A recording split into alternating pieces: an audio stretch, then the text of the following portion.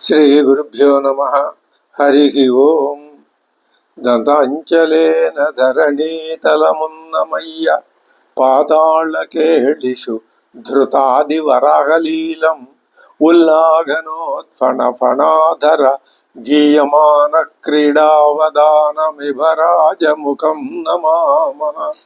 అమరీ కబరీ భారభ్రమరీ ముఖరీకృతం దూరీకరోతు దురితం గౌరీ చరణ పంకజం ఇందీవరదళశ్యామం ఇందిరానందకందళం వందారుజన మందారం వందేగం యదునందనం. వాగర్ధావివ సంపృక్తౌ వాగర్ధ ప్రతిపత్తయే జగతః పితరౌ వందే పార్వతీ పరమేశ్వరౌ. ఆపదామపహర్తారం దాతారం సర్వసంపదాం లోకాభిరామం శ్రీరామం భూయో భూయో నమామ్యహం. బుద్ధిర్బలం యశోధైర్యం నిర్భయత్వమరోగత అజాడ్యం వాక్పటుత్వం చ హనుమత్స్మరణాల్లభేత్. శ్రీ గురుభ్యో నమః.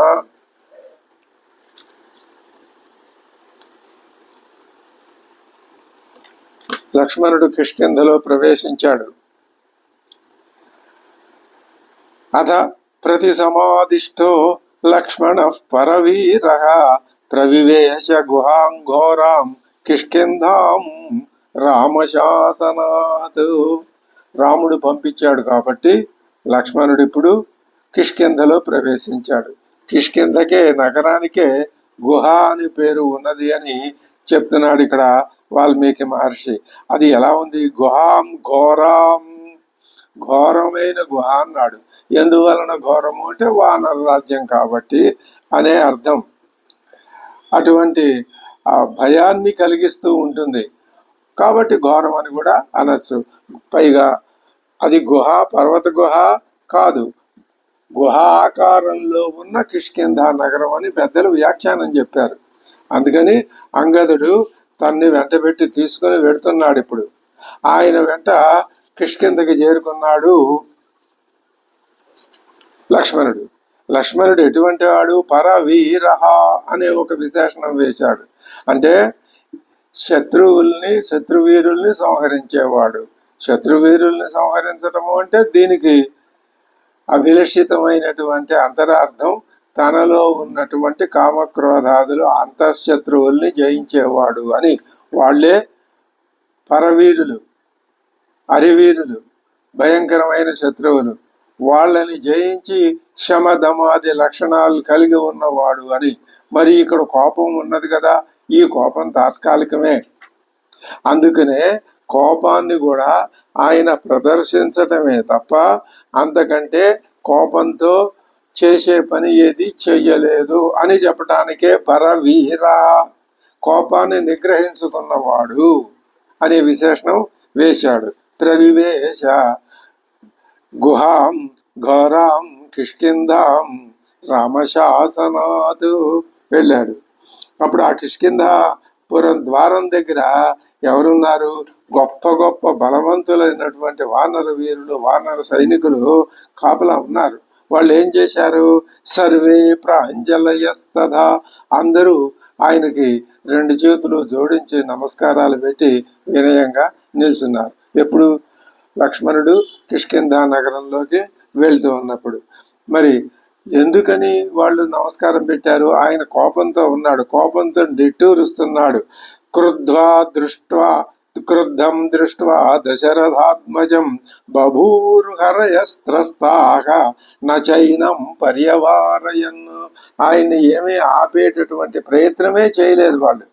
వాళ్ళు నిజానికి అక్కడ కోటను రక్షించడానికి ఉన్నారు, నగర రక్షకులు. అయినా వాళ్ళు ఏమీ మాట్లాడలేదు. సతాం రత్నమయీం శ్రీమాన్ దివ్యాం పుష్పితకాననాం రమ్యాం రత్న సమాకీర్ణాం దదర్శ మహతీం గుహాం. ఇప్పుడు నగర వర్ణంలోకి వచ్చేసరికి ఇందాక ఘోరాం అనే విశేషణం వేశాడు. అక్కడ వానర వీరులు అందరూ నగర రక్షణకి నిలబడి ఉన్నారు కాబట్టి అది ఘోర. ఇక్కడ నగరంలో వాళ్ళేమి ఆ ఘోరత్వాన్ని చూపించలేదు. ఆయన్ని వాళ్ళు ఏమీ అభ్యంతరం పెట్టలేదు. ఆయన నెమ్మదిగా 2 అడుగులు 3 అడుగులు ముందుకు వేసి అంగదుని వెంట వెడుతూనే ఉన్నాడు. కిష్కింధ నగరం అదే చెప్తున్నాడు. రత్నమయీం శ్రీమాన్ రత్నమయీం దివ్యాం పుష్పిత కాననాం. ఎవరు ప్రవేశిస్తున్నాడు? లక్ష్మణుడు, శ్రీమంతుడైన లక్ష్మణుడు. ఇందాక పరవీర హా ఇతర అంతఃశత్రువుల్ని జయించేవాడు అవటం చేత ఎవడైతే అంతఃశత్రువుల్ని జయిస్తాడో అతడు శ్రీమంతుడే. అతని ముఖంలో ఆ కామక్రోధాది జన్యమైన బాధ ఉండదు, రోగం ఉండదు. రోగం లేకపోతే ఆరోగ్యమే. చక్కటి శోభ ఉంటుంది. శోభ ఉన్న చోట దుర్లక్షణాలు ఉండవు, దుర్లక్షణాలు ఉన్న చోట శోభ ఉండదు. అది లక్ష్మణుని యొక్క, ఆ లక్ష్మణుణ్ణి మన ఎదురుకుండా వాల్మీకి నిలబెట్టి ఆయన్ని మనకి పరిచయం చేసి ఆయన్ని మనకి ఒక ఆరాధ్య పురుషుడు కింద, రాముని కన్నా కూడా లక్ష్మణుడే ఆరాధ్య పురుషుడు. ఎందుకని? లక్ష్మణుని యొక్క అడుగుజాడల్లో మనం గనక ఆ విధంగా భావించి ఆ విధంగా ప్రవర్తించడం, అటువంటి గుణగణాలు నేర్చుకోగలిగితే అవి మన ఎక్కడికి తీసుకెడతాయి? తప్పనిసరిగా రాముడి దగ్గరికే. మనం రాముణ్ణి ఆరాధించవచ్చు, లక్ష్మణుణ్ణి ఆరాధించవచ్చు. ఎప్పుడు నిరంతరం ఒక్క మూర్తినే, ఒక్క భావననే ఆరాధించటం ద్వైతంతో కూడుకున్నటువంటి ఈ ఉపాధిలో ఉన్న, మానవ శరీర ఉపాధిలో ఉన్నటువంటి సాధకుడికి సాధ్యం కాదు. ఎవరో మహర్షులు ఋషితుల్యులు వాళ్ళకి సాధ్యం, అది సామాన్య సంసారుల వల్ల కాదు.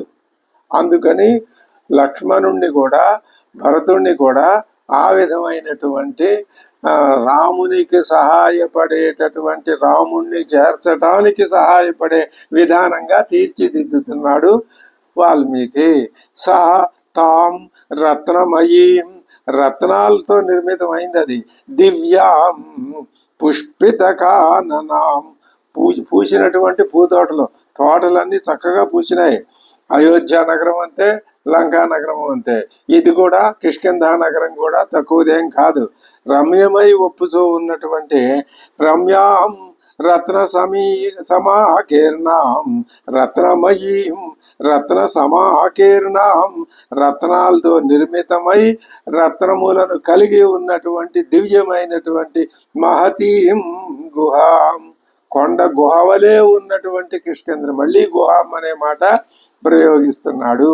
ఏ వర్ణన చేసినా చాలా జాగ్రత్తగా అక్కడ పదాలు తూచి తూచి సాభిప్రాయంగా వేయటమే వాల్మీకి కవిత్వం యొక్క లక్షణం. అది మనం అర్థం చేసుకుంటే మనకి ఎంతో ఆనందం కలుగుతుంది. ఆ ఆనందం మనకి దేనికి తోడ్పడుతుంది? మన సాధనకి తోడ్పడుతుంది.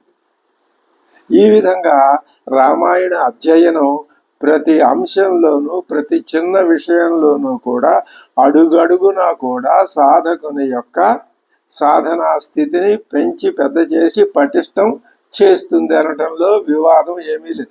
మనం ఏ దృష్టితో చూస్తే మనకు ఆ దృష్టితో ఉన్న ఫలితం కనిపిస్తుంది. ఏ యథా మాం ప్రపద్యంతే అని భగవానుడు చెప్పాడు కదా.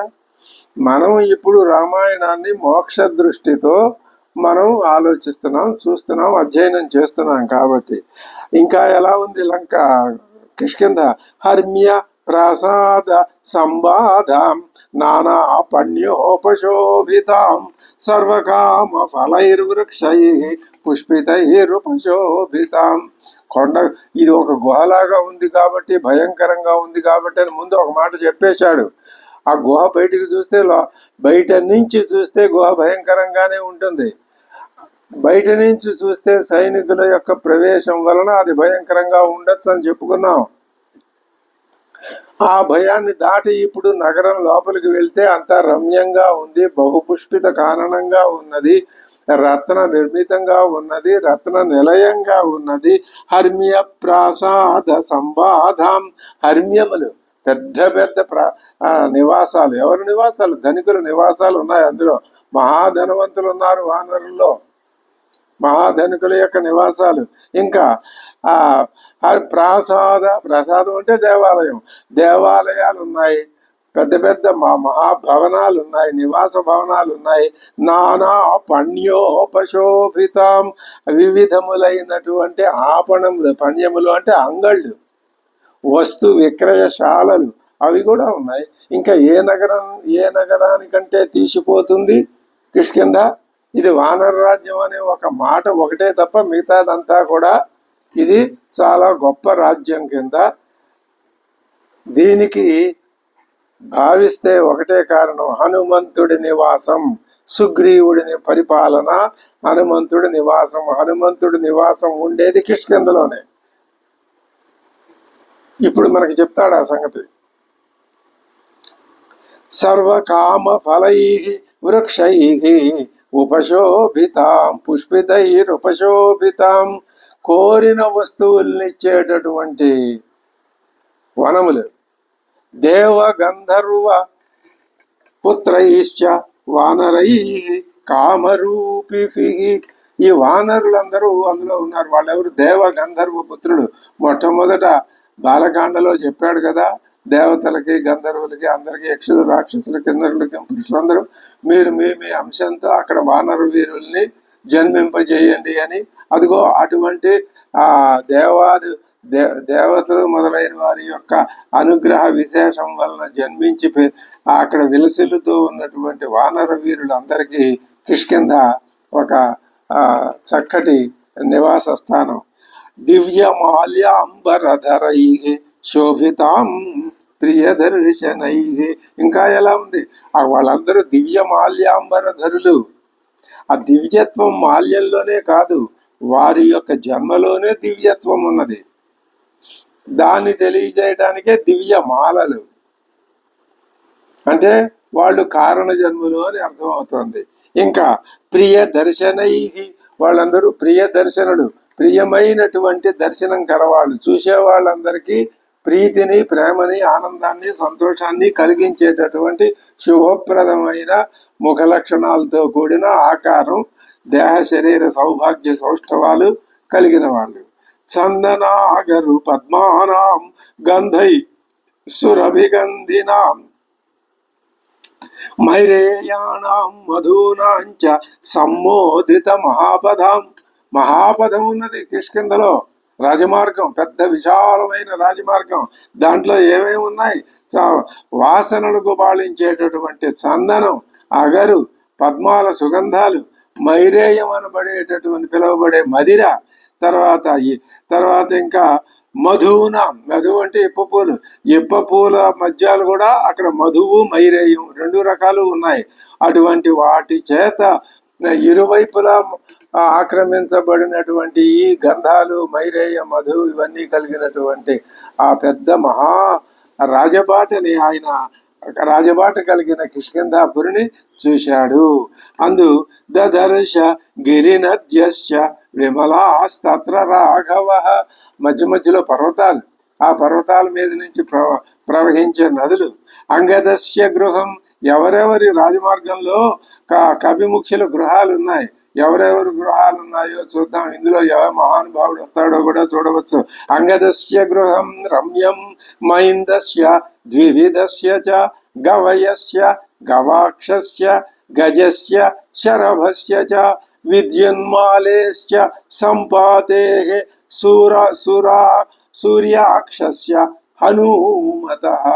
హనుమంతుడి ఇల్లు కూడా దాంట్లోనే రాజమార్గానికి ఒక వైపున హనుమంతుడు నివసించే మహాగృహం. అందుకనే కిష్కింధకి మహానగర యోగ్యత, మహానగరం అని పిలువబడే యోగ్యత అది దానికి వచ్చినది. వీరబాహో సుబాహోశ్చ నలస్య చ మహాత్మనః కుముదస్య సుషేణస్య తారాజాంబవతోస్తథా దధివక్త్రస్య నీలస్య సుపాటల సునేత్రయోః ఏతేషాం కపిముఖ్యానాం రాజమార్గే మహాత్మనాం. ఈ కపిముఖ్యులు, ఈ మహాత్ములు, వీళ్ళందరికీ రాజమార్గంలో ఇరువైపులా నివాస గృహాలు. దదర్శ గృహముఖ్యాని, ఆ గృహముఖ్యాల్ని చూశాడు లక్ష్మణస్వామి. మహాసారాణి లక్ష్మణ పాండురాభ్ర ప్రకాశాని దివ్యమాల్యయుతాని చ. దివ్యమాల్యములు, వాటికి పూల తోరణాలు వేలాడుతున్నాయి, పూల మాలలు తోరణాలుగా వేలాడుతున్నాయి. పాండుర తెల్లటి సున్నం వేయబడి దగదగ తెలుపు కాంతులతో ఆ ప్రసాదాలన్నీ ఆ హర్మ్యాలన్నీ మెరిసిపోతున్నాయి. ప్రభూత ధనధాన్యాని, ప్రతి ఇల్లు కూడా ధనధాన్యాలతో తొలతూగుతున్నది. స్త్రీ రత్నై, సౌందర్యవతులైన స్త్రీలు ఉన్నారు ఆ గృహాల్లో. శోభితాని చ, సుగ్రీవుడి గృహం ఎలా ఉందో ఇప్పుడు చెప్తున్నారు.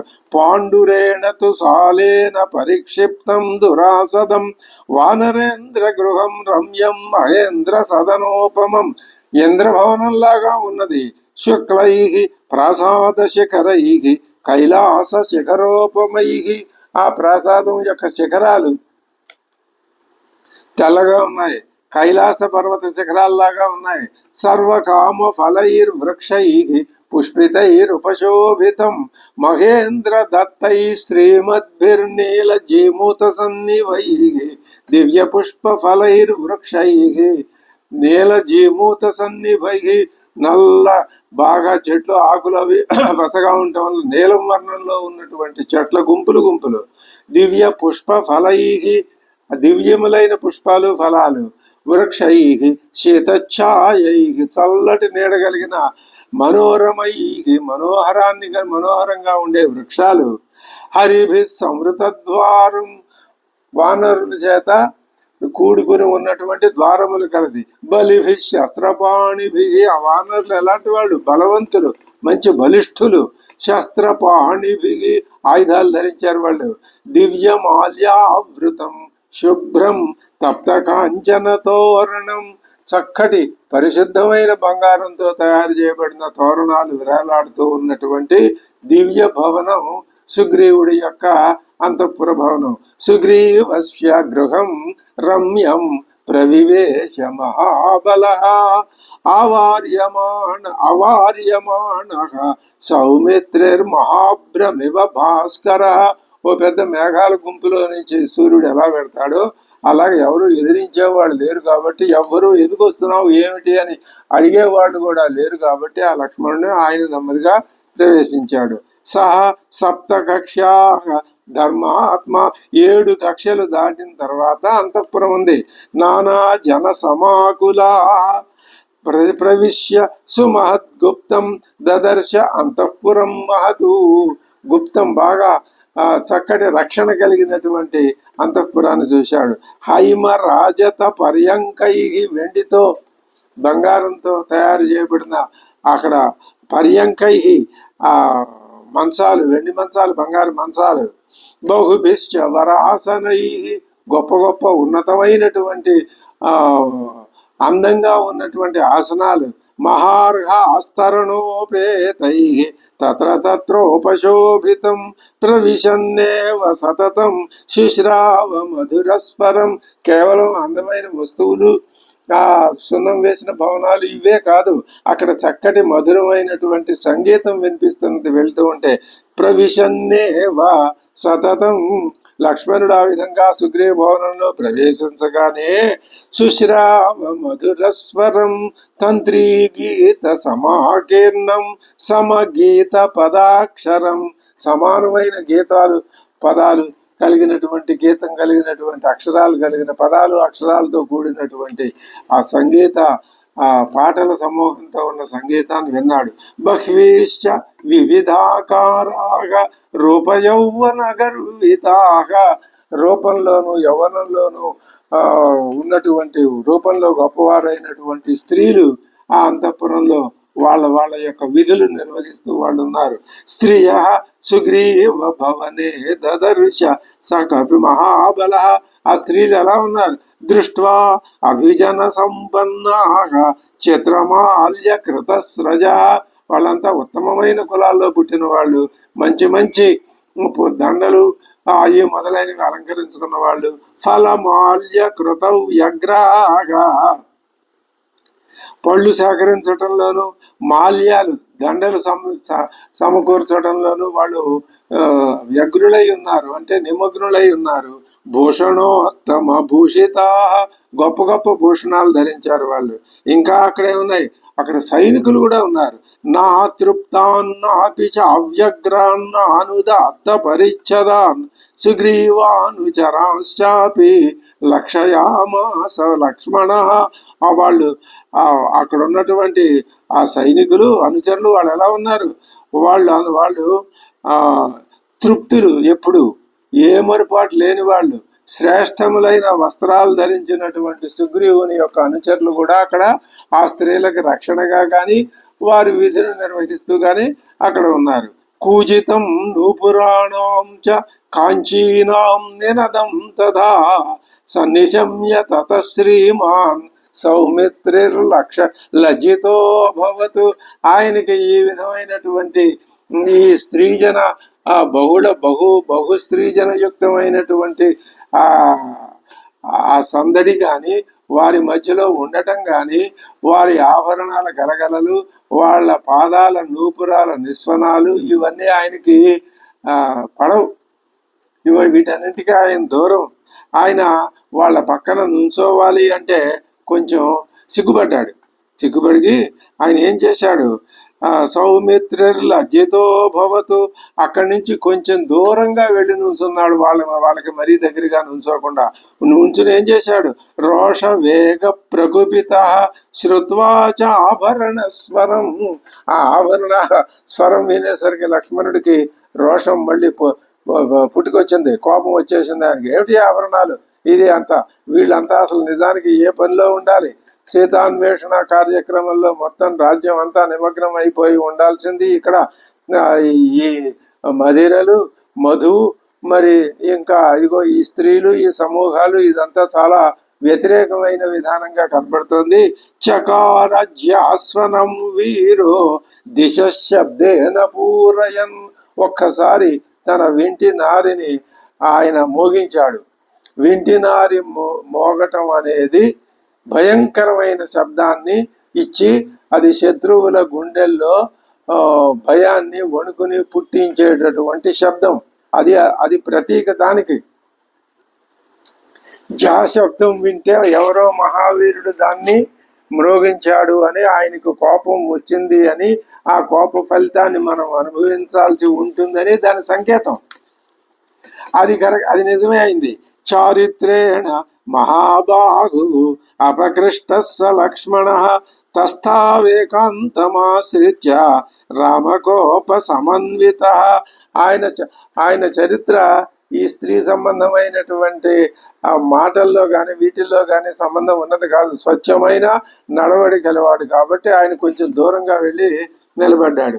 తేన చాపస్వనేనాథ సుగ్రీవ ప్లవగాధిప విజ్ఞాయ ఆగమనం త్రస్త సంచజాల వరాసనాత్. వీరుడికి ఎప్పుడు ఆ శబ్దం గుర్తుపడతాడు. సుగ్రీవుడు కూడా వీరుడే కాబట్టి ఆ జ్యా శబ్దాన్ని విని ఆయనకి వెంటనే మత్తు వదిలిపోయి చచాల వరాసనాత్, తాను అధిష్ఠించినటువంటి సింహాసనం నుంచి ఒక్కసారి దిగ్గన లేచాడు. లేచి అంగదేన యథా మహ్యం పురస్తాత్ ప్రతివేదితం సువ్యక్తమేష సంప్రాప్త సౌమిత్రిర్భ్రాతృవత్సల. ఇంతకు ముందు నాతో చెప్పాడు కదా అంగదుడు లక్ష్మణుడు నగరంలోకి వస్తున్నాడు అని. బహుశా ఆ ప్రకారంగానే అన్న మీద అనురాగంతో ఆయన కోరికను నాకు చెప్పటానికి లక్ష్మణుడు ఇక్కడికి వచ్చాడని నాకు అర్థమైందని ఆయనకి అనుకున్నాడు. అంగదేన సమాఖ్యాతం జాస్వనేన చ వానరః బుబుధే లక్ష్మణం ప్రాప్తం ముఖం జాస్య వ్యశిష్యత. ఓహో, అంగదుడు చెప్పాడు అన్నగారి పని మీద వచ్చాడు లక్ష్మణుడు అని గ్రహించిన వెంటనే ఆయన ముఖం ఎండిపోయింది, అంటే కొంచెం భయం కలిగింది. తతః తారాం హరిశ్రేష్ఠ సుగ్రీవ ప్రియదర్శనాం తారాం ఉవాచ హితం అవ్యగ్రహ త్రాస సంభ్రాంత మానస. భయంతో సంభ్రాంతమైనటువంటి మనస్సు కలిగినటువంటి సుగ్రీవుడు తారతో అంటున్నాడు, కిన్ను తత్కారణం శుభ్రు ప్రకృత్య మృదుమానస. ఏమమ్మా తారా, ఈ లక్ష్మణుడు ప్రకృత్యా స్వభావరీత్యా మృదుమానసుడే కదా, మరి ఏమిటి కారణం? సరోష యువ సంప్రాప్త, ఆయన కోపంతో వచ్చాడు అంటున్నారే. ఆ జాస్వనం కూడా కోపంతో చేసినట్లే కనపడుతున్నదిగా, లేకపోతే కోపం లేని వాడెవడు వింటినారిని మోగించడు కదా. ఆ సంప్రాప్త ఏనాయన్ రాఘవానుజ, లక్ష్మణుడు ఎందుకు వచ్చాడు? కిం పశ్యసి కుమారస్య రోషస్థానమరిందమే అరిందితే, కోప కారణం ఏమిటి? లక్ష్మణుడికి కోపం రావాల్సిన అవసరం ఏమున్నది? సుగ్రీవుని దృక్పథం వేరు, శ్రీరాముడి దృక్పథం వేరు. ఆయన విరహి, ఆయన కార్యం యొక్క ఆ తొందర చేత ఆ సంభ్రమంతో నిండి ఉన్న హృదయం కలవాడు ఆయన. ఈయన సుఖ సౌఖ్యాల్లో ఓలలాడుతున్నాడు. నేను చేసేసాను కదా, హనుమంతుడు నాకు చెప్పాడు కదా, నేను అందరినీ 15 రోజుల లోపల వచ్చేయమని చెప్పాను, ఇంకేమిటి కోపం ఈయనకి లక్ష్మణుడికి? ఇది సుగ్రీవుని యొక్క ఊహ, ఆలోచన. ఇది ఈ రెండింటిని సమన్వయం చేసి చెప్పినవాడు ఇంతకు పూర్వం లక్ష్మణుడితో హనుమంతుడు చెప్పాడు. తార కూడా అదే మాటల విధానంగా చెప్తుందే తప్ప లక్ష్మణుణ్ణి రెచ్చగొట్టడం కానీ సుగ్రీవుణ్ణి రెచ్చగొట్టడం కానీ ఇలాంటివి ఇద్దరు, తార కానీ హనుమంతుడు కానీ, అలాంటి వాళ్ళు ఉండటం వలన మహారాజుకు కలిగే ఫలితం అది, రాజుకు ఉపకారం జరుగుతుంది అన్నమాట. కిం పశ్యసి కుమారస్య రోషస్థానమనిందితే, ఈ కుమారుడికి, లక్ష్మణ కుమారుడికి కోపకారణం ఏమిటి? నకల్వ అకారణే కోపం ఆహరే నరసత్తమ, అకారణంగా కోపం రాదే లక్ష్మణుడికి.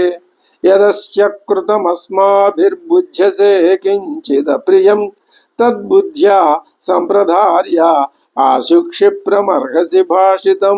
మనం ఏదైనా అపకారం చేసాము, ఏదైనా అయిష్టమైన పని శ్రీరాముడి పట్ల కానీ లక్ష్మణుడి పట్ల కానీ మనం చేసామంటావా? ఏమో నాకేం గుర్తు రావట్లేదు, అది నువ్వు తెలుసుకో. ఒకవేళ మనం ఏదైనా చేస్తే దాన్ని సరిదిద్దుకుందాం. అథవా స్వయమేవైనం ద్రష్టుమర్హసి భాషితం, నువ్వు లక్ష్మణుడి దగ్గరికి వెళ్ళు, స్వయంగానే వెళ్ళి అసలు విషయం తెలుసుకో. వచనై సాంత్వయుక్తైశ్చ ప్రసాదయితుమర్హసి, చక్కటి మాటలతో, ఏమాత్రం కోపం లేకుండా, ఎదట వాళ్ళని అవమానించకుండా, నిందాపూర్వకంగా కాకుండా, మన పనిని సానుకూలం చేసే విధానమైన సౌమ్య విధానంలో పెద్ద మనిషిలాగా చక్కగా మాట్లాడమ్మా. త్వద్దర్శన నువ్వు అలా మాట్లాడితే త్వద్దర్శన విశుద్ధ ఆత్మ, నిన్ను చూసే ఆయన ఇక ఆ కోపం కాస్త పోవాలి. సన్న కోపం కరిష్యతి, లక్ష్మణుడికి కోపం కాస్త పోవాలి. నహి స్త్రీషు మహాత్మానః క్వచిత్ కుర్వంతి దారుణం, ఎవరు కూడా స్త్రీల పట్ల కోపాన్ని చూపించటం లేదా దారుణమైన పనులు చేయటం, ఆగ్రహించటం ఇలాంటి పనులు చేయరు కదా. కాబట్టి ఇది సుగ్రీవుడి యొక్క రాజనీతి. తానే లక్ష్మణుడికి ఎదురకుండా వెళ్ళలా, తన లోపలే ఉన్నాడు, ముందు తారను పంపిస్తున్నాడు. తార సహజంగానే ఆవిడ వినీత స్వభావరాలు, మంచి చెడ్డ తెలిసినటువంటి వ్యక్తి. ఎవరితో ఎలా మాట్లాడాలో హనుమంతుడి తర్వాత తెలిసిన వ్యక్తి తారే కిష్కింధలో. సుగ్రీవుడికి కూడా ఒక్కొక్కసారి సరైన ఆలోచన రాదు, సరైన మాట్లాడే విధానం కూడా లోపించవచ్చు. కానీ తార హనుమంతుడు ఇద్దరే మహానుభావులు. అసలు ఆ రాజ్యం నిలిచింది వాళ్ళ వల్లే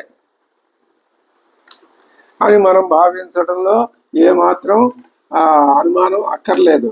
త్వద్దర్నహి స్త్రీషు మహాత్మాన క్వచిత్ కుర్వంతి దారుణం, ఎప్పుడూ కూడా స్త్రీల విషయంలో మహాత్ములైన వాళ్ళు క్రూరమైన మాటలు అంటం కానీ పనులు చేయటం కానీ చెయ్యరు. త్వయా సాంత్వైరుపక్రాంతం ప్రసన్నేంద్రియమానసం తమ తతః కమలపత్రాక్షం ద్రక్ష్యామ్యామరిందమం, నువ్వు వెళ్ళి ముందు ఆయన కోపాన్ని పోగొట్టి ఆయన్ని సాంత్వనపరిచి ఆయన్ని ప్రసన్న చిత్రుణ్ణి చేసినట్లయితే అప్పుడు నేను వచ్చి ఆయనతో మాట్లాడతాను. లేకపోతే నేనే ముందు వెళితే ఏమవుతుంది, ఆయన కోప్పడితే నేను వినయంగా మాట్లాడి ఆయన్ని బతిమాలటం, ఆయనకు లొంగిపోవటం, అది రాజు లొంగిపోయినట్టు అవుతుంది. అది పద్ధతి కాదు. అది ఆ విషయం రాజ్యాన్ని లొంగేటట్టు చేయకూడదు. రాజు ఎవరికి వంగకూడదు. అది కాదు. సా ప్రస్ఖలంతి మద విహ్వలాక్షి ప్రలంబ కాంచి గుణహేమ సూత్ర. ఛందస్సు మారిపోయింది. తార ఎలా వస్తున్నది? సౌందర్య రాశి. ప్రస్ఖలంతి, ఆవిడ అడుగు మీద అడుగు. ప్రస్ఖలంతి, కొంచెం తొట్టుబాటుతో అడుగులు వేస్తూ, మద విహ్వలాక్షి, మధుపానం చేత కళ్ళు నిలకడలేవు, విహ్వలంగా ఉన్నాయి, కళ్ళు అటు ఇటు తిరుగుతున్నాయి, మత్తుగా ఉన్నాయి. ప్రలంబ కాంచి గుణహేమ సూత్ర, మొల నుంచి మొలత్రాడు, బంగారపు మొలత్రాడు మువ్వలతో కూడి ఉన్నది, వేలాడుతూ ఉన్నది. సలక్షణ, లక్షణాలతో కూడి ఉన్నది. ఏ లక్షణాలు?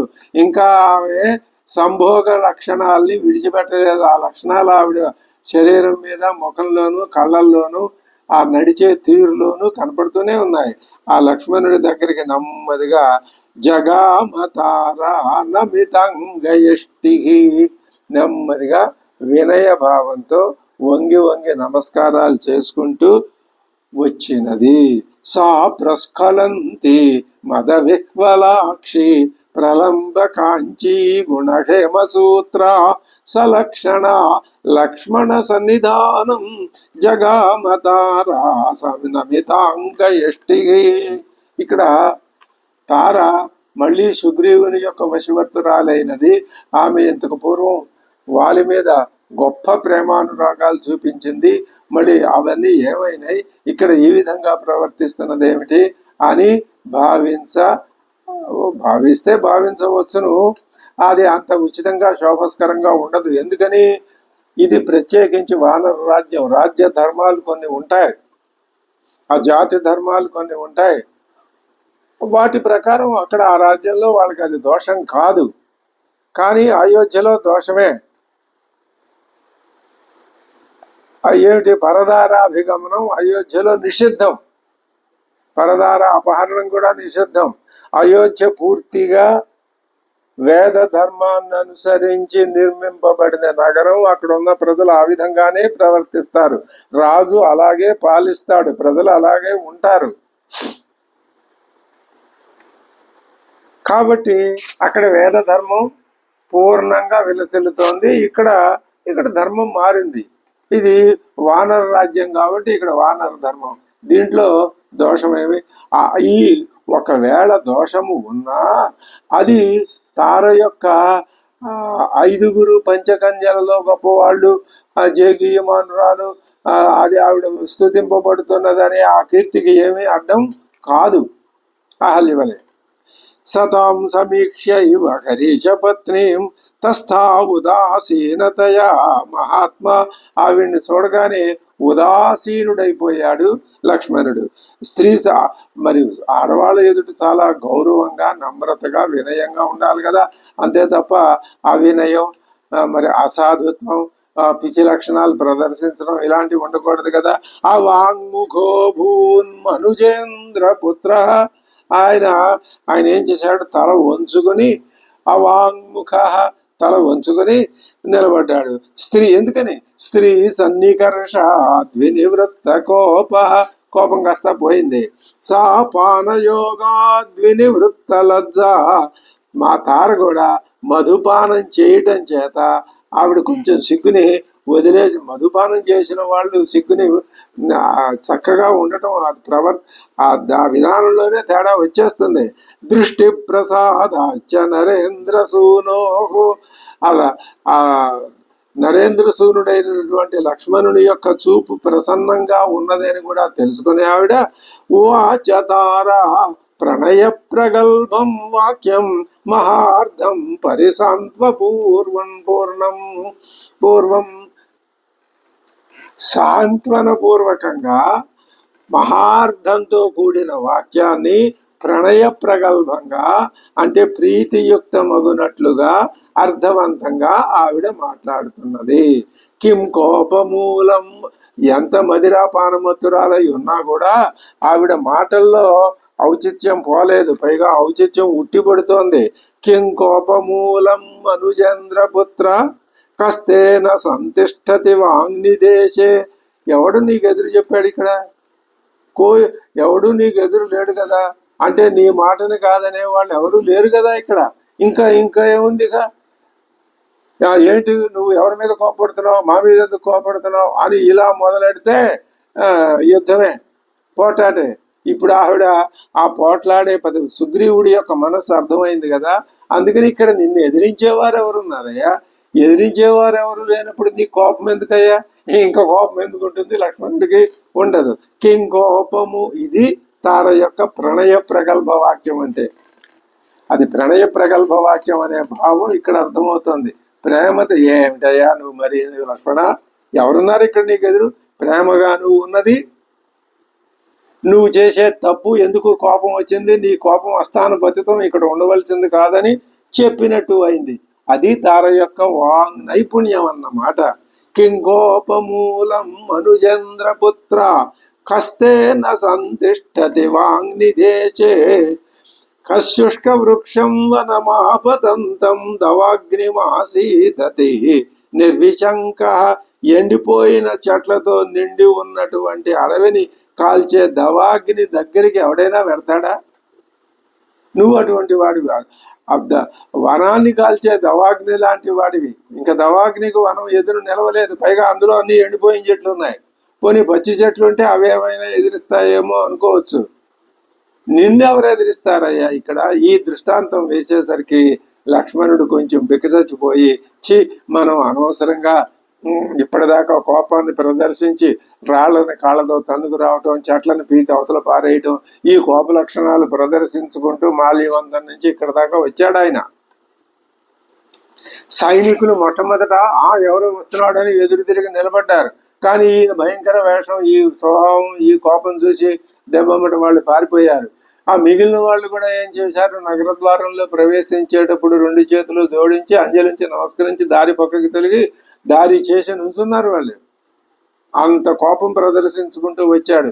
ఇప్పుడు తార ఒక్క మాట అనేసరికి ఆ కోపం మొత్తం నీళ్లు జల్లిన నిప్పులాగా ఉఫ్ఫుమని ఆరిపోయిందన్నమాట.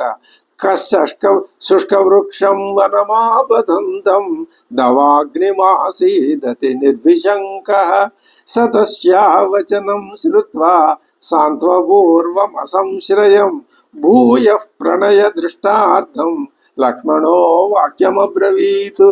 అంతటి ప్రణయపూర్వకమైన ప్రాగల్భ్యంతో తార మాట్లాడితే ఏముంది అందులో? ఒక్క మాటతో తలని వంచేసింది లక్ష్మణుడికి. ఎవరి మీద అయ్యా నీ కోపం? ఇక్కడ ఎవరు ఎదిరించే వాళ్ళు ఎవరున్నారు అంటే, మేము నీకు లోబడిన వాళ్ళమే, నువ్వు మా మీద కోపం పడాల్సిన అవసరం లేదు నాయనా అని చెప్పటమే కదా. దీనికి దీటుగానే లక్ష్మణుడు కూడా అంటున్నాడు తారతో. ఏమంటున్నాడు? కిమయం కామ వృత్తస్తే లుప్త ధర్మార్థ సంగ్రహ. ఇప్పుడు మరి కోపం ప్రదర్శించాడు నిజానికి లక్ష్మణుడు. ఎందుకు నీ కోపం అని అడిగింది ఆవిడ. ఆ కోప కారణం ప్రదర్శించింది చెప్పాలిగా, చెప్పింది న్యాయంగా ఉండాలిగా. ఆ ఉన్నదో లేనిది కల్పించి చెప్పడం ఎందుకు? ఉన్న విషయం చెప్తాడు. అవునమ్మా, మీ సుగ్రీవుడి మీద నాకు కోపం వచ్చింది. సుగ్రీవుడి మీద కోపమా?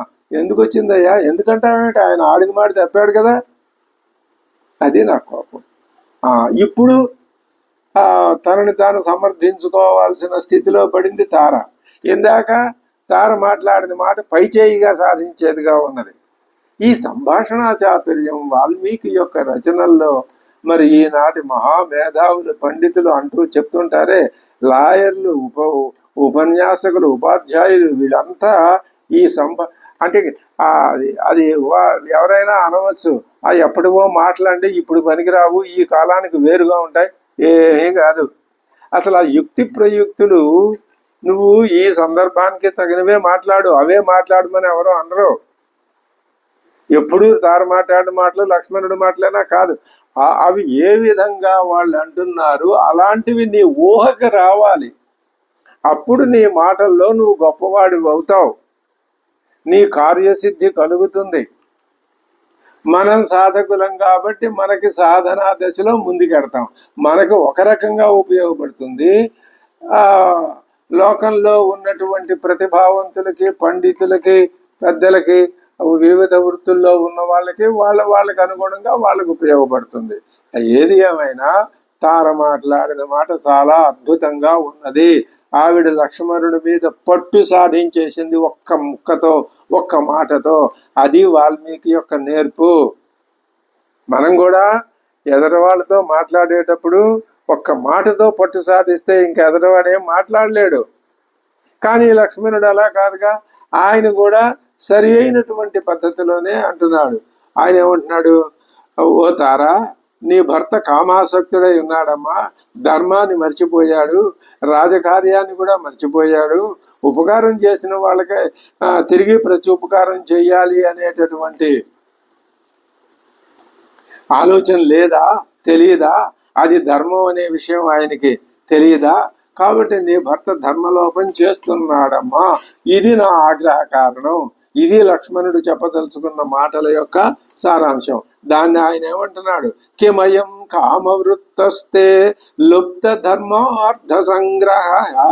ధర్మార్థ సంగ్రహం నీ భర్తలో లోపించింది. ఎందువల్ల? ఆయన ఎందుకు కామవృత్తుడుగా ఉన్నాడు? కామ వ్యాపారంలో తగులుకొని ధర్మార్థాలని గ్రహించడం లేదు.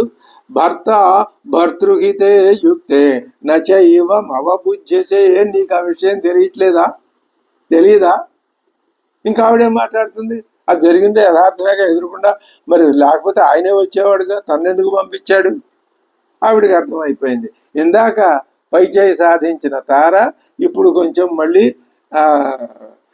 తన్ని తాను సమర్థించుకునే స్థితిలో పడిపోయింది. నా చింతయతి రాజ్యార్థం నాస్మాన్ శోకపరాయణాన్ సామాత్య పరిషత్తారే పానమేవోపసేవతే.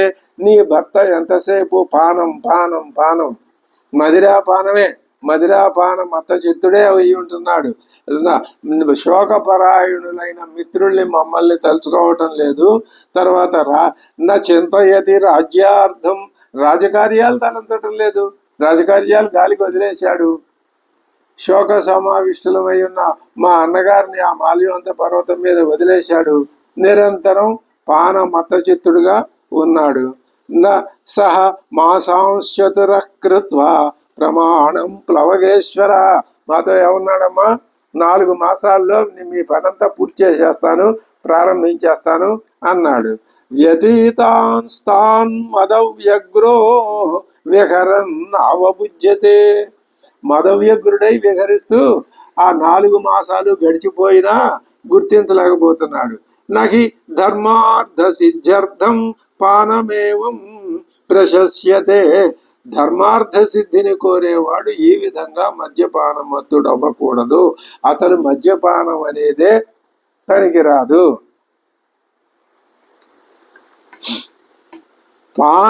పానాదర్థస్య ధర్మశ్చ కామశ్చ పరిహీయతే. ఈ మదిరాపానం వలన ధర్మం కామం రెండూ కూడా నశించిపోతాయి. ధర్మలోపో మహాంతావత్కృతే హి అప్రతికుర్వతః అర్ధలోపస్య మిత్రస్య నాశే గుణవతో మహాను. ఎవరైనా సరే మనకు ఉపకారం చేస్తే దానికి తగిన ప్రత్యుపకారం చేయకపోతే ధర్మలోపం కలుగుతుంది కదా. ఆ విధంగా ప్రత్యుపకారం పొందని కారణం చేత ఒక గుణవంతుడైన మిత్రుడు ఏమైపోతాడు, దూరం అయిపోతాడు, నశించిపోతాడు. దానివల్ల అర్ధలోపం కూడా సంభవిస్తుంది అని నీతి శాస్త్రంలో ఉటంకించబడినటువంటి విషయాల్ని తారతో చెప్పేసరికి ఇంకా ఆవిడ ఈ ధర్మాన్ని నీతి శాస్త్రాన్ని ఎవరు కాదంటారు. మిత్రం హి అర్ధగుణశ్రేష్టం సచ ధర్మ పరాయణం తద్వయంతు పరిత్యక్తం నదు ధర్మే వ్యవస్థితం. మిత్రుడే అర్ధకామాలకి మూలం. ఎటువంటి మిత్రుడు? సత్యధర్మ పరాయణుడైన మిత్రుడే నీకు అర్ధకామాలకి మూలం. కాబట్టి నువ్వు ఆ అర్ధకామాల కంటే శ్రేష్ఠుడు. అటువంటి మిత్రుణ్ణి విడిచిపెట్టి సుగ్రీవుడు అర్ధకామాలు పుచ్చుకొని వేలాడుతున్నాడు. మిత్రుణ్ణి వదిలేశాడు. అర్ధకామాల కంటే గొప్పవాడు మిత్రుడు. అది సుగ్రీవుడు చేసినటువంటి తప్పు. తదేవం ప్రస్తుతే కార్యమస్మాభిరుత్తరం యత్కార్యం కార్యతత్వజ్ఞే తదుదార్తుమర్హసి. మరి నీ భర్త ఆ విధంగా ధర్మాన్ని వదిలేసినప్పుడు మేమేం చేయాలి చెప్పమ్మా నువ్వు. తదుదాహర్తుమర్హసి, నువ్వు చెప్పాలి, ఏం చేయమంటావు మమ్మల్ని. ఇంకా ఆవిడ దగ్గర జవాబు లేదు. అందుకని కోపం వచ్చింది. సా తస్య ధర్మార్థ సమాధియుక్తం నిశమ్య వాక్యం మధుర స్వభావం తారా గతార్థే మనుజేంద్ర కార్యే విశ్వాసయుక్తం తమువాచ భూయ. మళ్ళీ అంటున్నది తార. ఆవిడంత తేలిగ్గా ఏం విడిచిపెట్లా. నా కోపకాల క్షితిపాల పుత్ర, మిత్రుడిపై కోపం పనికిరాదు లక్ష్మణ. ఈసారి ఇందాక పట్టుకున్న ఆ పాయింటే మళ్ళీ విడిచిపెట్లా. అవును రైటే, మేము మిత్రులం కదా, మిత్రుడి మీద కోపం చూపిస్తారా ఎవరైనా? మా మదిరాపానం చేసి మిత్రుడిని వదిలేశాడు సుగ్రీవుడు అంటున్నావు నువ్వు. శ్రీరాముడికి మిత్రుడు కదా సుగ్రీవుడు, మిత్రుడి మీద కోపం చూపిస్తారా? నా కోపకాల క్షితిపాల పుత్ర నాతి కోప స్వజనే విధేయ. ఇందాక చెప్పిన ఆ మాటనే పట్టుకున్నది ఆవిడ. స్వజనం మీద కోపం నా విధేయ, చూపింపదగినది కాదు.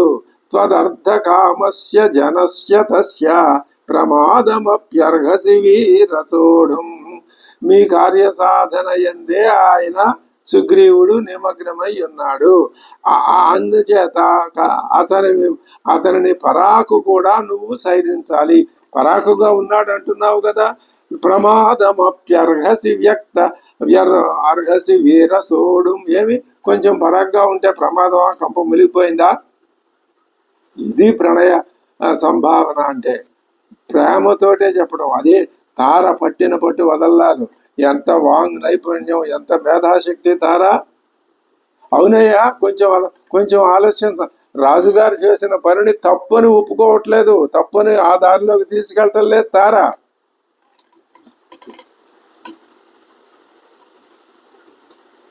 నకోపకాల క్షితిపాల పుత్ర నాతి కోప స్వజనే విధేయ త్వదర్థ కామస్య జనస్య తస్య ప్రమాదమప్యర్హసి వీరసోఢుం. కోపం కథన్నామ గుణ ప్రకృష్ట కుమార కుర్యాద్ అపకృష్ట సత్వే. కోపం ఎవరి మీద చూపించాలయ్యా అంటే తనకంటే తక్కువ బలం వాడి మీద ఉన్నవాడి మీద, సామాన్యుడి మీద కోపం చూపిస్తారా? పిచ్చుక మీద బ్రహ్మాస్త్రం అన్నట్టు. పైగా క్రియాశాలి శాంతి రూపమైనటువంటి తపస్సునికి ఆటపట్టైన నీవు అంటే మహనీయుడు కోపాన్ని చూపిస్తాడా? ఈ మాట అనేసరికి ఇంకా ఆ లక్ష్మణుడికి మరొకసారి ఇంకో అవకాశం తనని తాను సమర్థించుకుని అవునమ్మా కోపం వస్తే ఏంటి అనే ఆ విధానం లేకుండా చేసి జానామి రోషం హరివీర బంధో జానామి కార్యస్య చ కాల సంగం జానామి కార్యం త్వయి యత్కృతం నః తచ్చాపి జానామి యదత్ర కార్యం. నాకు అన్నీ తెలుసు. జానామి జానామి జానామి, నాకు సమస్తము తెలుసును. ఏం తెలుసునయ్యా అంటే ఆత్మీయుడైన రాముడు కోపించటం నిష్కారణం కాదని నాకు తెలుసు. ఇంకేముంది, రాముడికి కోపం రావటంలో ఔచిత్యం ఉన్నదని నాకు తెలుసు. అంటే ఆయన కోపం అమోఘం అనే విషయం నాకు తెలుసు. చేపట్టవలసినటువంటి సీతాన్వేషణ రూపమైన మాకు మేము ఉపకారం చేయాలి. ఆ ఉపకారం కూడా మాకు తెలుసు. ఆయన మాకు చేసిన ఉపకారం కూడా మాకు తెలుసు. ఇక ముందు చేయవలసి ఉన్న పని కూడా నాకు తెలుసును. జానామి రోషం హరివీర బంధు, రాముని యొక్క రోష కారణం తెలుసును. జానామి కార్యస్య చ కాల సంగం, కాలం ప్రకారం కాలానుగుణంగా చేయవలసిన పనులు కూడా తెలుసును. జానామి కార్యం త్వయి యత్కృతం నః, మీరు మాకు ఏం ఉపకారం చేశారో తెలుసును. జానామి తచ్చాపి యదత్ర కార్యం, మేమేం చేయాలో నాకు తెలుసును. అన్నీ తెలుసులేవయ్యా, ఏమాత్రం కొద్దిగా ఆలస్యం అయితే ఏమి ఇంకేం జవాబు చెప్తాడు లక్ష్మణుడు. తచ్చాపి జానామి యథా అవిషహ్యం బలం నరశ్రేష్ఠ శరీరజస్య జానామి యస్మింశ్చ జనేవ బద్ధం కామేన సుగ్రీవమసక్త మధ్య. ఇంకొక విషయం కూడా తెలుసును. ఏం తెలుసును?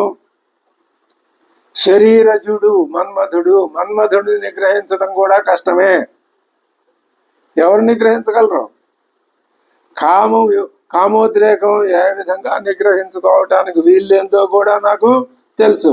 జానామి యథా అవిషక్ష్యం బలం శరీరజస్య.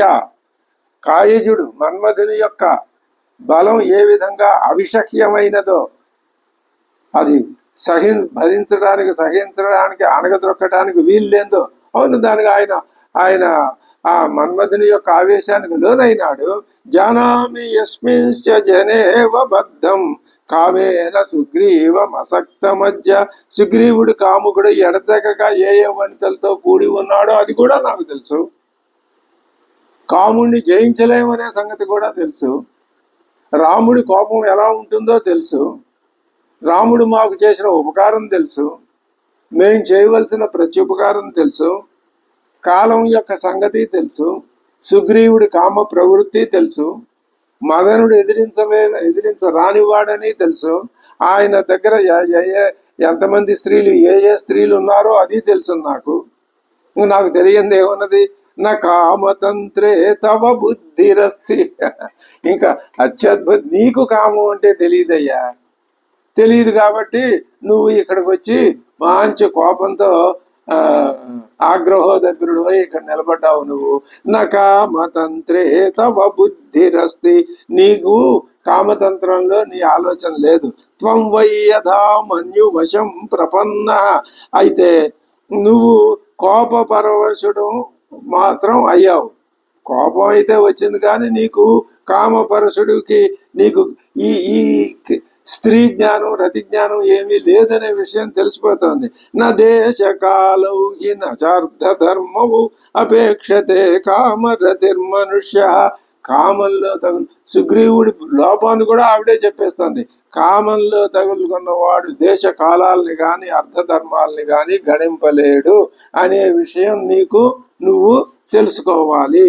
తం కామవృత్తం మమ సన్నికృష్టం కామాభియోగాచ్చ నివృత్తలజ్జం క్షమస్వతావత్ పరవీరహంత త్వద్భ్రాతరం వాసవ వానరవంశనాథం. ఈ వానరాధిపతి ఉన్నాడే సుగ్రీవుడు. ఓ లక్ష్మణ, నీకు భ్రాతతో సమానుడు, సోదరుడితో సమానుడు. అటువంటి సోదరుడితో సమానమైనటువంటి సుగ్రీవుణ్ణి నువ్వు క్షమించు. క్షమస్వతావతు, క్షమించువయ్యా. త్వద్భ్రాతరం వానరవంశనాథం తం కామవృత్తం మమ సన్నికృష్టం. సుగ్రీవుడు నా దగ్గరే ఉన్నాడు, నా ప్రక్కనే ఉన్నాడు. నేను అక్కడ ఆయన కూర్చోబెట్టి ఇదిగో ఇక్కడికి బయటికి నేను వచ్చాను. కామాభియోగాచ్చ నివృత్త లజ్జం. ఆయన కామాభివృత్తుడు కాబట్టి లజ్జ లేదు ఆయనకి. క్షమస్వతావతు, క్షమించు. అందుకనే ఆయన్ని ఎదుట పడలేదు వచ్చి. మహర్షయో ధర్మ తపోభికామాః కామానుకామాః ప్రతిబద్ధమోహాః కామానుకామాః. స్త్రీలందు అమితమైన వ్యామోహం కలిగిన వాళ్ళు ఉన్నారు. ఎవరు తెలుసా? సుగ్రీవుడే ఉందయ్యా. సుగ్రీవుడి కంటే గొప్పవాళ్ళు మహానుభావులు ఎవరెవరు? మహర్షయ ధర్మ తపోభికామాః. ధర్మాన్ని తపస్సునే కోరేటటువంటి మహర్షులు కూడా కామంలో తగులుకొని స్త్రీల యందు అమిత వ్యామోహాన్ని కలిగి ఉన్నారే. అటువంటప్పుడు అయం ప్రకృత్యా చపల కపిస్తూ కదన్న సజ్జేత సుఖేషు రాజా. కానీ ఇతడు రాజు కపి. మహర్షులే కామ ప్రవృత్తులైపోయినప్పుడు మరి వానరుడైనటువంటి సుగ్రీవుడు కామ ప్రవృత్తులు అవటంలో పెద్ద విశేషం ఏముందయ్యా? అవునమ్మా, విశేషమేం లేదు, నిజమే అని ఒప్పుకు తీరాలి ఈ వాదానికి. ఇచ్చేవ ముక్త్వా వచనం మహార్థం సవానరి లక్ష్మణమప్రమేయం. అప్రమేయుడైనటువంటి లక్ష్మణుడితో ఇటువంటి మహార్థపూర్వకమైనటువంటి మాటల్ని పలికి పునఃసఖేలం మద విక్వలం చ భర్తుర్హితం వాక్యమిదం బభాషే. పునః మళ్ళీ ఇంకో మాట అంటుంది. సఖేలం, విలాసంగా. అటువంటి విలాసాన్ని ప్రదర్శించటం స్త్రీ వల్లనే అవుతుంది తప్ప సామాన్య పురుషుడి వల్ల కాదు. అంతటి విలాసంగా హస్త కరచరణాది విన్యాసం ద్వారా, ముఖ కవళికల ద్వారా, కనుబొమ్మలు కదిలించడం ద్వారా, కళ్ళల్లో భావాన్ని ప్రదర్శించడం ద్వారా, ముఖంలో చిరునవ్వుని అప్పుడప్పుడు చిరు కోపాన్ని ప్రదర్శించడం ద్వారా, ఒక అడుగు వేసి ఇటు వేసి ఒక వయ్యారాన్ని తో కూడినటువంటి ఒక భంగిమని ప్రదర్శించడం ద్వారా, ఇటువంటి స్త్రీ సహజమైనటువంటి ఆ వేషభాషలతో, ఆహార్యంతో ఆవిడ ఇచ్చేవ ముక్త్వా వచనం మహార్థం సావానరి లక్ష్మణమప్రమేయం పునఃసఖేలం మద విక్వలంచ. కొంచెం అందులో మదిరా మత్తు, ఆవిడ కూడా మదిరా మత్తులోనే ఉన్నది. ఆ మత్తు వాసన స్పష్టంగా కనబడుతోంది. సుదూరం గుప్పుమని కొడుతోంది ఆ వాసన. ఆ మాటల్లో, ఆవిడ నిల్చున్న తీరులో, ఆవిడ మాట్లాడే విధానంలో అంతటా కనపడుతూనే ఉన్నది. ఇంకా ఇప్పుడు లక్ష్మణుడు స్త్రీల మీద కోపించకూడదు, మిత్రుడి మీద కోపించకూడదు. సుగ్రీవుడు కామాసక్తుడు కాబట్టి ఆయన్నేమి అనకూడదు. మహర్షులే కామాసక్తులైతే సుగ్రీవుడంతా. ఈ విధంగా లక్ష్మణుని యొక్క అన్ని దారులు కట్టేసి, ఆయన చేతులు పూర్తిగా కట్టేసి పడేస్తోంది తారా. పునఃసఖేలం మదవిక్వ. కానీ ఎంత చేసినా భర్త యొక్క గౌరవాన్ని ఇంత అణుమాత్రం కూడా తగ్గించి మాట్లాడలా. ఎక్కడ భర్తని గౌరవంగా గొప్పగానే నిలబెట్టి, రాజుగానే నిలబెట్టి మాట్లాడుతున్నది తార. ఉద్యోగస్తు చిరాజ్ఞప్త సుగ్రీవేణ నరోత్తమ. అసలు ఇంకా ఏ మాట చెప్తే ఇంకా లక్ష్మణుడు నోరెత్తి మాట్లాడలేడు, ఆ మాటని చివరిదాకా అట్టి పెట్టుకుంది. ముందు మామూలుగా తక్కువ ప్రభావం గల మాటలు 2-3 చెప్పుకుంటూ వచ్చి, ఇప్పుడు గొప్ప ప్రభావం గల మహాస్త్రాన్ని ఒకదాన్ని తీసి ప్రయోగించింది. హనుమంతుడు అక్కడ కార్యాన్ని సిద్ధం చేసే పెట్టాడు. కానీ హనుమంతుడు ఏం చెప్పాడు? మహారాజా నువ్వు చేయాలి అన్నాడు. అవును, ఆయన మదిరాపాన మత్తుడయ్యే నీలుణ్ణి పిలిచి ఆజ్ఞాపించి అందరినీ సమావేశపరచు. 15 రోజులే టైం, 15వ రోజు సాయంత్రానికి రాకపోతే ఇంకా వాడికి మరణశిక్షే అని సుగ్రీవ శాసనాన్ని పాస్ చేసి పంపించేశాడు సుగ్రీవుడు. ఆ సంగతి వాళ్ళకి తెలియలేదు, చేరలేదు, చెప్పిన వాళ్ళు ఎవరు లేరు. వాళ్ళు ఇంకా సుగ్రీవుడు నిర్లక్ష్యమే చేస్తున్నాడనే అనుకుంటున్నారు. అందుకని ఈ మధ్యలో దీన్ని ఏమంటారంటే కొంత విభేదం, గ్యాప్.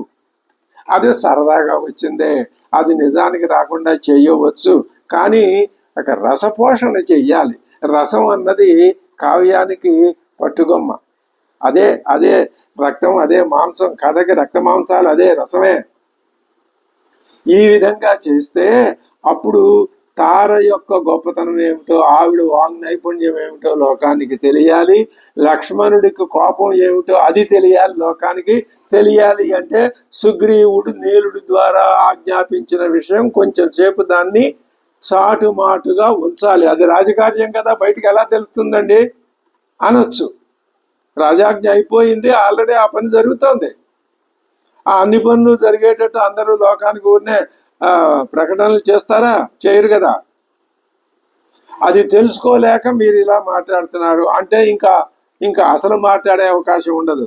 అదే అంటుంది, ఆగత ఉద్యోగస్తు చిరాజ్ఞప్త సుగ్రీవేణ నరోత్తమ.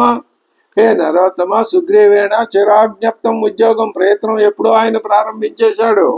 కామస్యాపి విధేయేన, ఆయన కామ విధేయుడుగా ఉన్నా కూడా తవ అర్థ ప్రతిపాదనే, మీ ప్రయోజనాన్ని సాధించటం కోసమే ఆయన కామ ప్రవృత్తిలో ఉండి కూడా చేయవలసిన పని చేశాడు.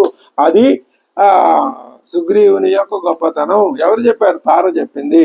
నిజంగా తార లాంటి భార్య, హనుమంతుడు లాంటి మంత్రి లభించటం సుగ్రీవుని యొక్క సుకృతం. అదే ఆవిడ చెప్పింది, ఉద్యోగస్తు చిరాజ్ఞప్త సుగ్రీవేణ నరోత్తమ కామస్యాపి విధేయేన తవార్థ ప్రతిపాదనే. ఆగతాహి మహావీర్యాః హరయః కామరూపిణః. వచ్చారయ్యా, దూర దూర ప్రదేశాల్లో ఉన్నారు, యుద్ధాలు లేని సమయంలో వాళ్ళందరూ వాళ్ళ వాళ్ళ ఇళ్లలో ఉంటారు, సంసారంలో నిమగ్నం అయి ఉంటారు, ఆ పనులు చూసుకుంటూ ఉంటారు. రాజుగారి దగ్గర నుంచి ఆర్డర్ వచ్చిన మరుక్షణం మొత్తం అన్ని ఎక్కడొక్కడ సర్దేసి బయలుదేరి వచ్చేస్తారు యుద్ధానికి. ఆగతాస్తు మహావీర్యాః హరయః కామరూపిణః. అయ్యే మా వానర సైన్యం తక్కువ అనుకున్నావా? కామరూపిణః, వాళ్ళు ఏ ఆకారాన్ని ధరించమంటే ఆ ఆకారాన్ని ధరించగలిగినటువంటి వాళ్ళు కామరూపులు. కోటి శత సహస్రాణి, కోట్ల సంఖ్యలో వచ్చేసారు వాళ్ళు. నానా నగ నివాసిన, ఎక్కడెక్కడ దూర దూర పర్వతాల మీద ఉంటారు. మా వాళ్ళందరికీ నివాసం పర్వతాలే, మొత్తం అన్ని పర్వతాలన్నీ ఖాళీ చేసి వచ్చేశారు.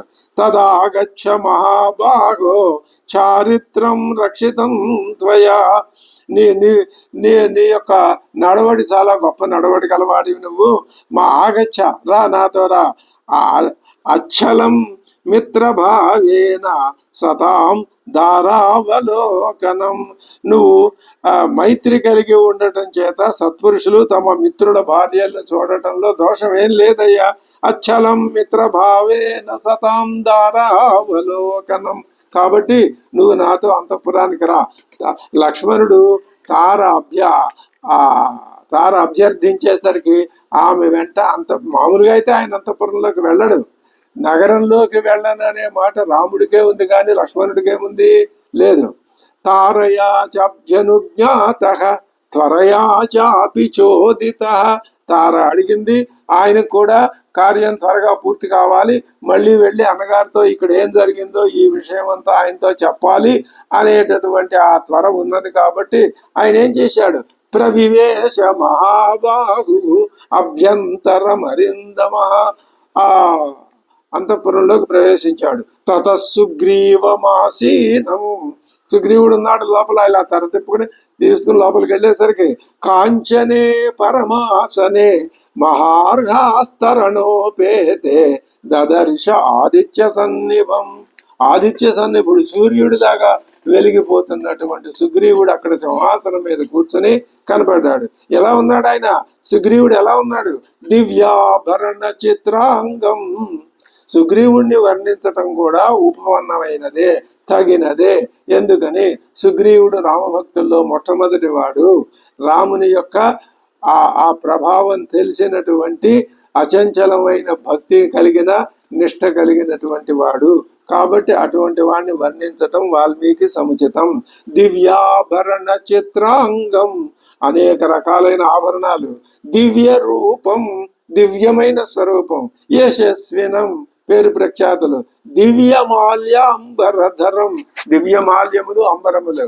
మహేంద్రమివ దుర్జయం, ఇంద్రుడిలాగా జయించటానికి వీల్లేని వాడు. దివ్యాభరణ మాల్యాభి ప్రమదాభి సమావృతం. ఆయన చుట్టూ ప్రమద జనం, స్త్రీ జనం ఉన్నారు. వాళ్ళు ఎలా ఉన్నారు? దివ్యమాల్యాభరణధారులు వాళ్ళు. సంరబ్ధతర రక్తాక్ష, కొంచెం ఆవేశంతో కూడిన, కొంచెం చంచలత్వంతో కూడినటువంటి ఎర్రని నేత్రాలు గలవాడు. బభూవ అంతక సన్నిభ, ఆ ఎర్రటి నేత్రాలు యముడి యొక్క కనులాగా ఉన్నాయి. రుమాంతు వీర పరిరభ్యగాఢం. తార కూడా ఇందాకటి దాకా అక్కడే ఉంది, కానీ ఆవిడ తూలుతూ నడుచుకుంటూ విలాసం ప్రదర్శిస్తూ వచ్చి తార ఒక బ్రహ్మాండమైన వాదన చేసి లక్ష్మణుడి చేతులు కాళ్ళు మొత్తం నోరు కట్టిపడేసింది. ఇప్పుడు ఇక్కడికి వచ్చి చూస్తే రుమా అని ఆయన ఆశ్లేషణ చేసుకుని కూర్చుని ఉన్నాడు. రుమాంతు వీర పరిరభ్య గాఢం, గాఢంగా కౌగిలించుకుని ఉన్నాడు.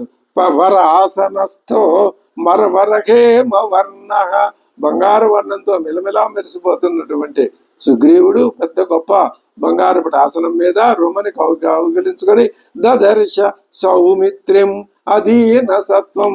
అటువంటి సుగ్రీవుడు ఆ సౌమిత్రిని చూశాడు. విశాల నేత్ర, విశాలమైన నేత్రులతో, సువిశాలనే, అంతకంటే విశాలమైన నేత్రాలు కలిగినటువంటి లక్ష్మణుణ్ణి సుగ్రీవుడు చూశాడు. తర్వాత వారిద్దరి మధ్య ఏ విధమైన సంభాషణ జరుగుతుందన్నది మనం తర్వాత తెలుసుకుందాం. స్వస్తి.